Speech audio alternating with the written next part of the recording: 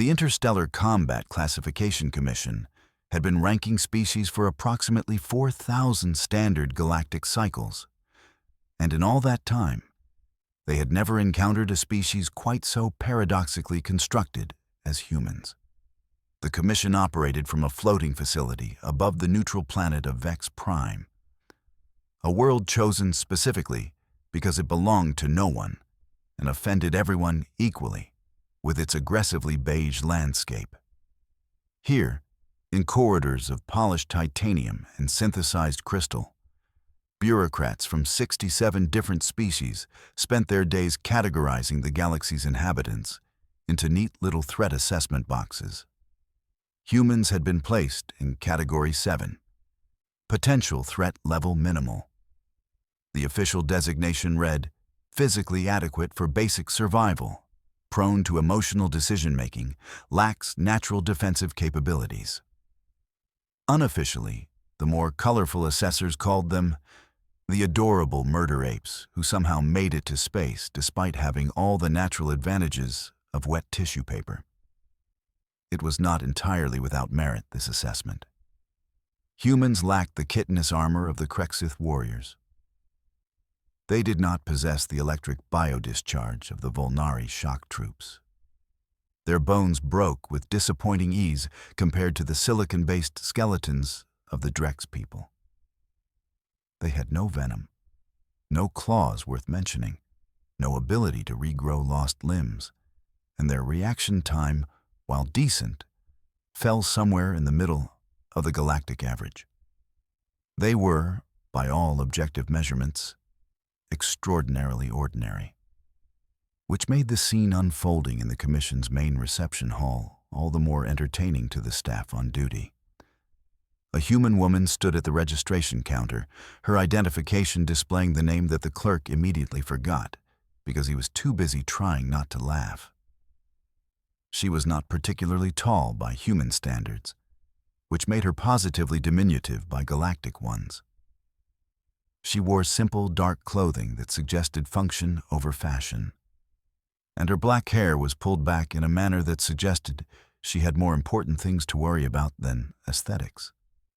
Her eyes, dark and unrevealing, scanned the room with the kind of casual awareness that predators have when they are not currently hunting but could start at any moment.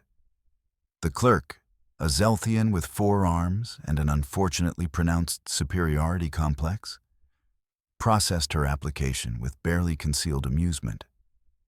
"You understand," he said, mandibles clicking in what his species considered a professional smile, "that the Proving Grounds tournament is not a metaphor.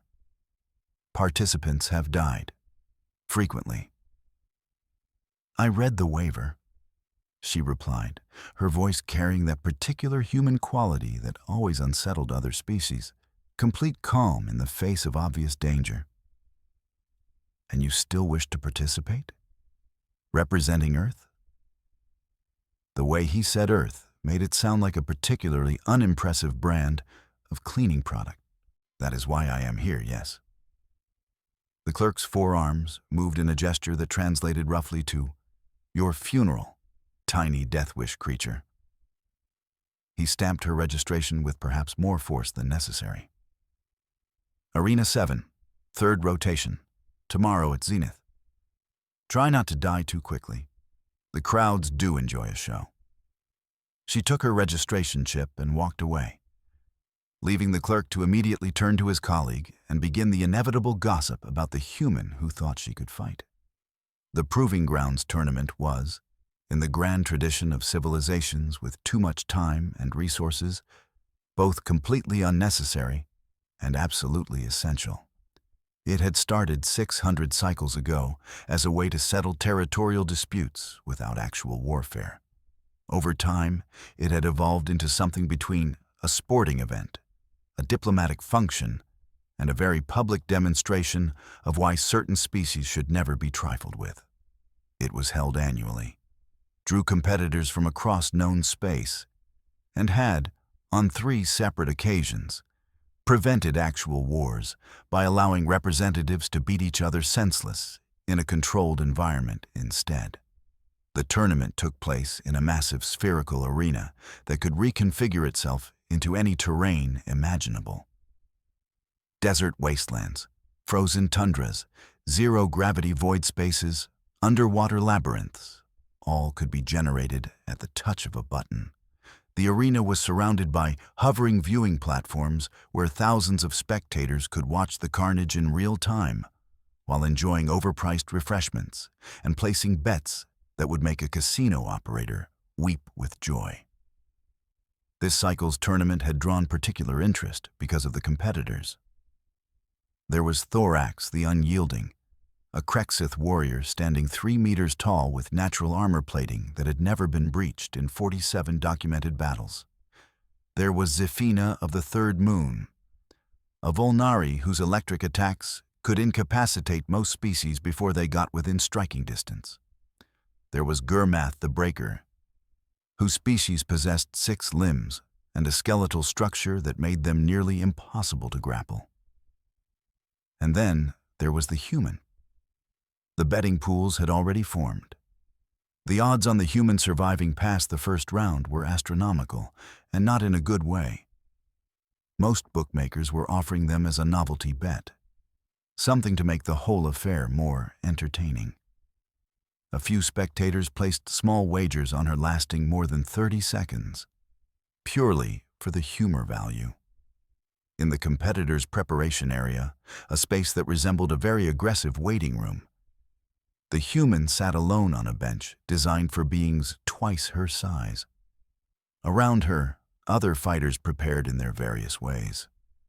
Thorax was having his armor plates polished to an intimidating sheen.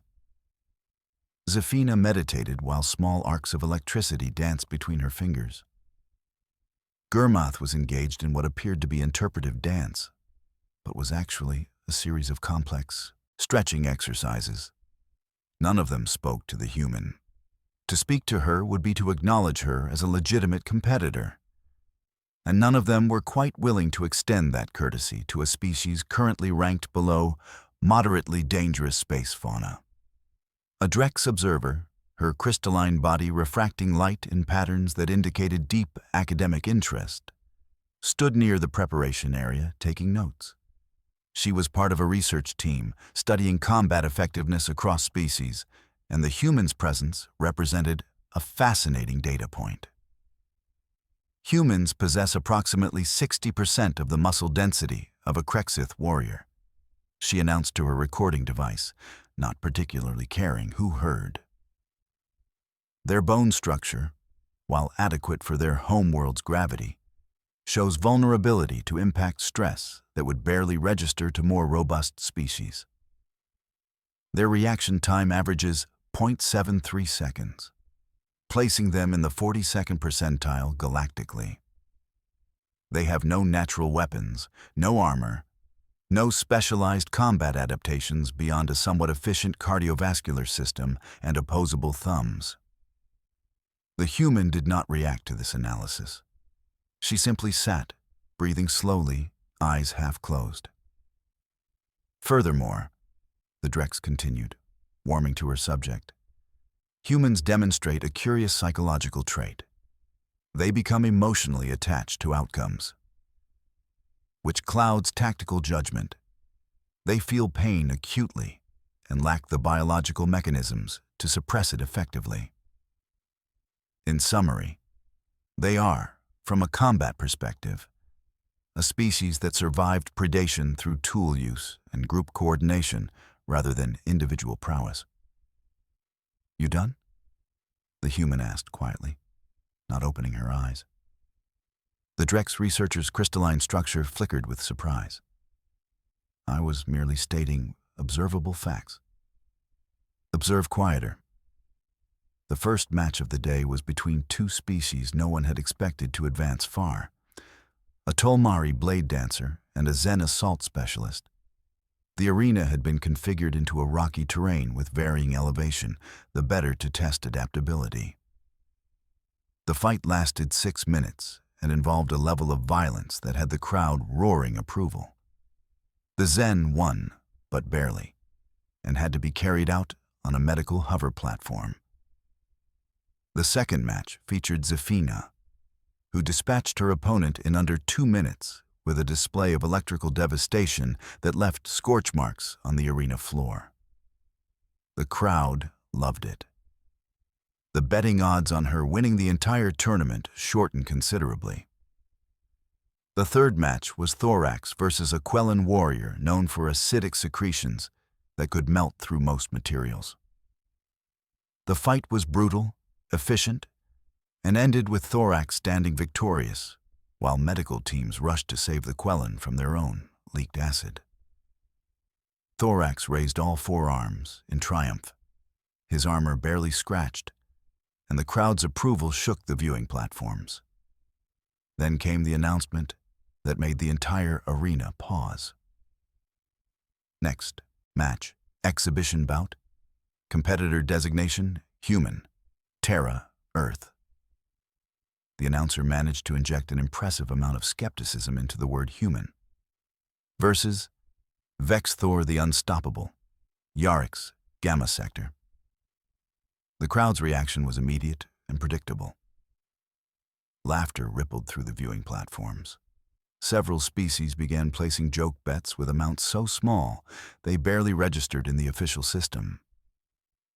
On the competitors' level, fighters who had been focused on their own upcoming matches turned to watch what everyone assumed would be a very short, very one-sided demonstration of why humans did not belong in serious combat sports. Vexthor the Unstoppable earned his name through simple mathematics.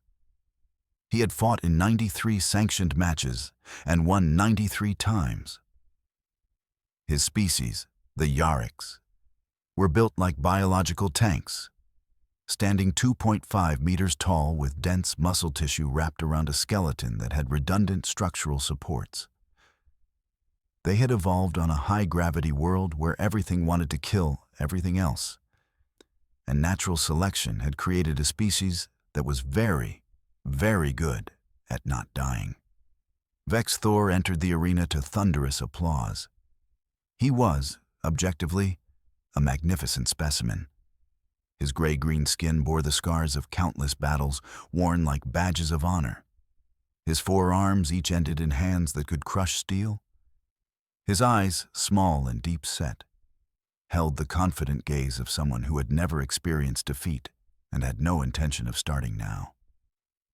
The human entered from the opposite gate. The contrast was almost comedic. Where Vexthor was massive, she appeared small. Where he was covered in battle scars, her exposed skin showed only the general wear of existence. Where he walked with the heavy confidence of inevitable victory, she moved with a lightness that suggested she might blow away in a strong breeze. The arena had been configured to a simple flat surface, the better to ensure there would be no environmental advantages. Just 2 fighters, and the question of who would be left standing. The referee, a hovering sphere of synthetic intelligence, announced the rules in 14 languages simultaneously. Standard combat protocols applied. No weapons beyond natural abilities. No outside interference. Fight until submission or incapacitation. Death was discouraged, but not technically against the rules, which said something rather dark about galactic sporting culture. Fighters ready. The AI intoned. Vexthor dropped into a combat stance that had been refined over 93 victories.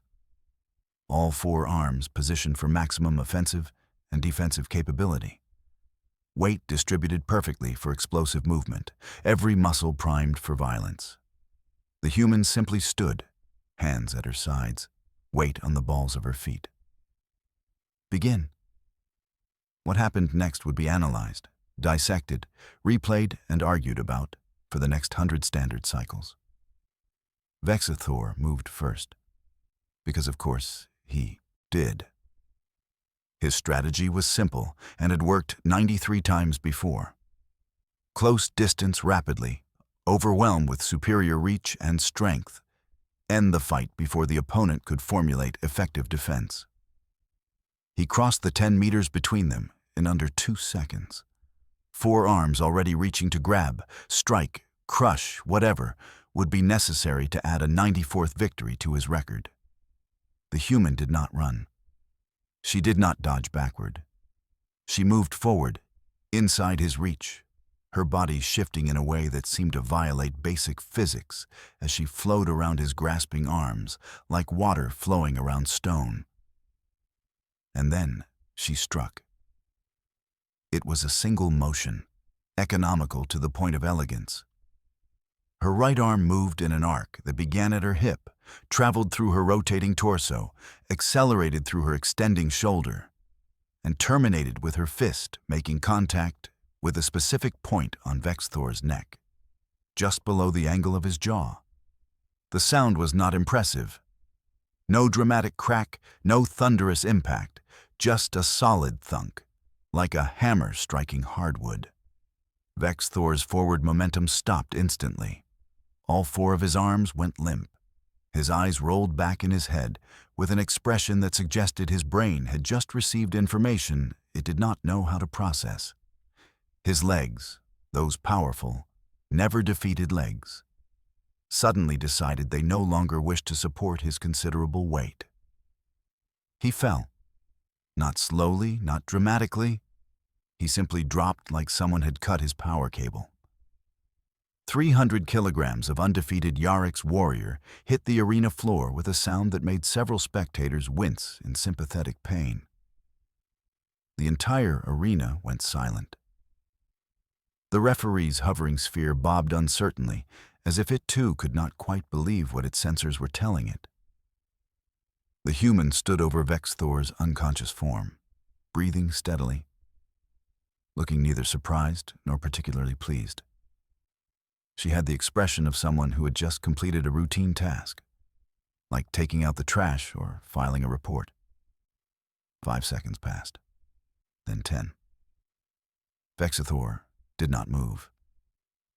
The referee, recovering from what might charitably be called electronic shock, scanned the fallen fighter. Competitor Vexthor is unconscious. Neural activity indicates no permanent damage but complete temporary incapacitation. Winner, human competitor. The silence broke. The arena erupted into chaos. Not cheering, not exactly. More like the sound of several thousand beings all trying to verbally process impossible information simultaneously. The viewing platforms became a cacophony of confusion, disbelief, and frantic recalculation. On the betting platform, the automated systems began having something that resembled a nervous breakdown as they tried to process payouts on wagers that no one had seriously expected to win. In the competitors' area, Thorax stared at the displays showing the replay, all 4 of his arms hanging forgotten at his sides. Zafina had stopped meditating entirely, small sparks escaping her control. Gurmath had frozen mid-stretch in a position that looked deeply uncomfortable. The Drex researcher dropped her recording device. Medical teams rushed onto the arena floor, converging on Vexthor with scanning equipment that confirmed what everyone had seen, but no one wanted to believe. He had been knocked unconscious by a single strike from a Category 7 species. The human walked calmly toward the exit gate, her expression unchanged. She passed the medical team as they worked to revive Vexthor, past the referee still bobbing in confused circles, passed through the gate and back into the preparation area, where every single competitor was now staring at her with expressions ranging from shock to fear to something that might have been respect. She picked up her water bottle, took a drink, and sat back down on the bench designed for beings twice her size. In the viewing platforms, the initial chaos was beginning to resolve into analysis. This was, after all, a galaxy of scientists and strategists and beings who prided themselves on understanding how things worked. The replays began running, first at normal speed, then in slow motion, then in frame-by-frame analysis.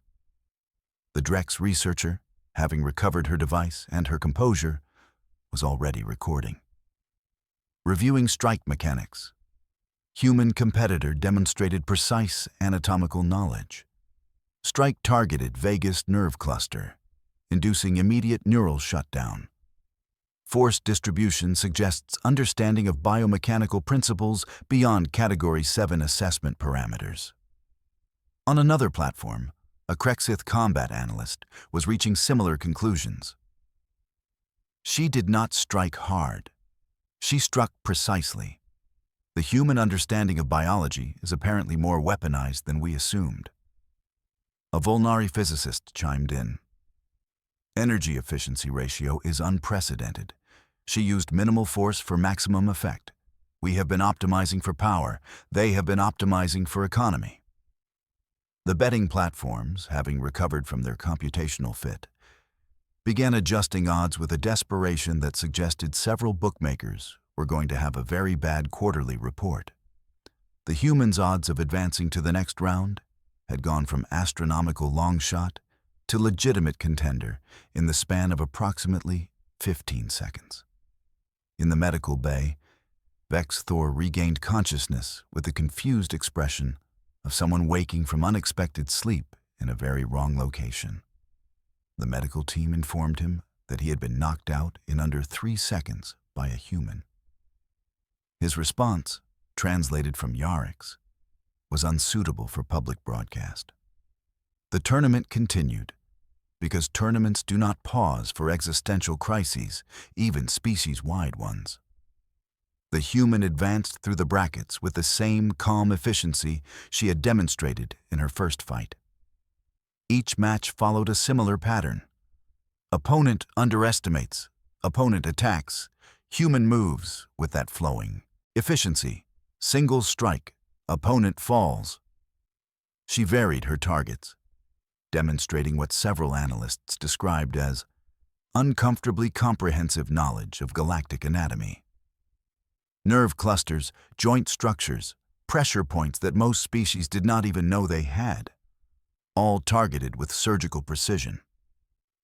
By the time she reached the finals, the entire galactic sports community was in an uproar. Academic papers were being frantically written. Combat manuals were being revised. The Interstellar Combat Classification Commission had convened an emergency session to discuss whether humans needed immediate reclassification. The final match was against Thorax the Unyielding, because of course it was. He had won his own bracket through his traditional method of overwhelming armored force.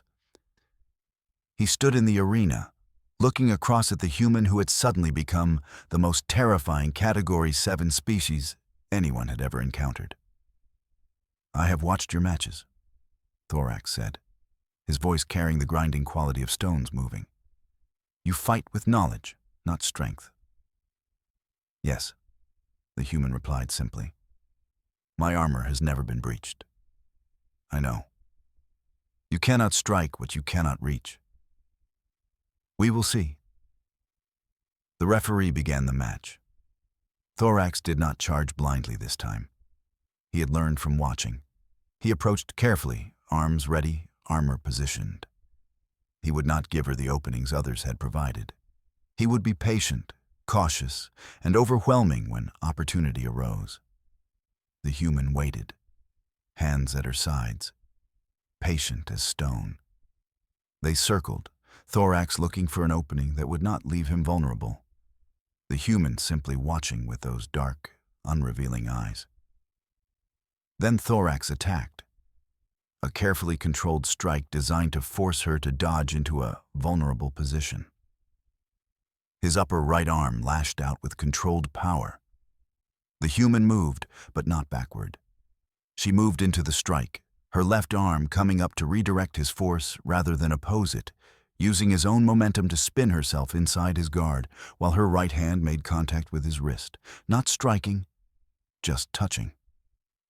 Thorax felt his arm go numb. Before he could process this, her other hand touched his elbow. More numbness. She was inside his defense now, too close for him to use his superior reach effectively.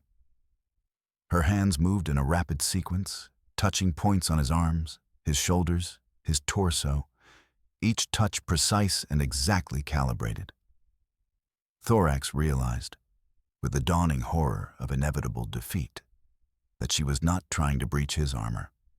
She was targeting the nerve clusters that controlled his movement. His armor, his great impenetrable defense, was irrelevant. His arms stopped responding to his commands. First one, then two, then all four hung useless at his sides. He tried to move, to strike with his body, to do anything.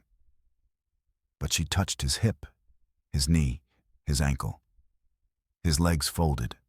Thorax, the unyielding, fell to his knees, his armor intact. His body, completely unresponsive. The human stepped back, breathing slightly harder than before, but otherwise composed. The referee declared her the winner. The crowd's reaction was complex. Not quite applause, not quite silence. Something between awed respect and deep existential concern about the nature of combat superiority. In the aftermath, as the human collected her prize and prepared to return to Earth, the Interstellar Combat Classification Commission released their revised assessment.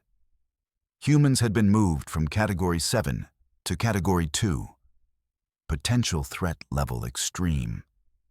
The official designation now read, physically average, exceptionally knowledgeable about biological vulnerabilities across species, prone to strategic thinking over emotional response, possesses adaptability that exceeds assessment parameters.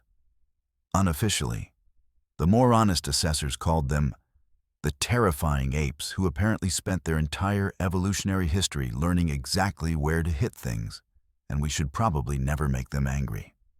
The Drex researcher, compiling her final report, included an observation that would become quite famous in academic circles. Previous assessment focused on what humans cannot do. We failed to assess what they chose to learn instead. They did not evolve armor, so they learned where armor was weakest. They did not evolve overwhelming strength, so they learned exactly how much force was necessary. They are not the strongest species, nor the fastest, nor the most durable. They are, perhaps, the most efficient, which may be significantly more dangerous. The human herself, when asked by reporters how she felt about her victory and the subsequent reassessment of her entire species, gave an answer that was very human in its simplicity. People confuse violence with effectiveness. We learned a long time ago that knowing where to hit once is better than hitting everywhere repeatedly. It is not about being stronger. It is about being smarter. She boarded her transport back to Earth, leaving behind an arena full of beings who were suddenly very aware that humanity had spent its entire existence on a planet where everything was trying to kill everything else. And unlike most species, humans did not respond by becoming harder to kill. They responded by becoming very, very good at killing efficiently. Back at the Interstellar Combat Classification Commission, in corridors of polished titanium and synthesized crystal, bureaucrats began the long process of revising their assessment criteria. They added new categories: anatomical knowledge, strategic efficiency, adaptive learning, biomechanical understanding. They created new threat assessment parameters that accounted for intelligence and education rather than purely physical capabilities.